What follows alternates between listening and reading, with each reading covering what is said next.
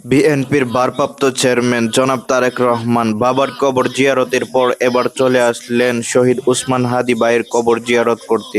যেই শপথ নিয়েছেন, যেই প্রত্যয় ব্যক্ত করেছেন, যেই চমৎকার বক্তব্য 25 তারিখে দিয়েছেন, আল্লাহ তার বক্তব্যের আলোকে একটি সুন্দর দেশ গড়ার তৌফিক নসিব করে দেন।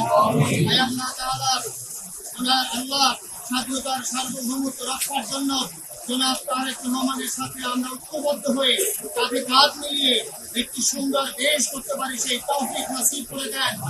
আয় আল্লাহ তাআলা, এই কবরস্থানে এখানে যারা শহীদ আছেন কবি নজরুল সহ আল্লাহ তাদের সকলের অপরাধ মাফ করে দেন, তাদের সকলকে কবুল করে নেন। আল্লাহ তাআলা বেগম খালেদা জিয়াকে আল্লাহ আপনি পরিপূর্ণ সুস্থ করে দেন। আল্লাহ তিনি স্বাধীনতার জন্য, স্বাধীনতার সার্বভৌমত্ব রক্ষার জন্য আল্লাহ অনেক ত্যাগ স্বীকার করেছেন।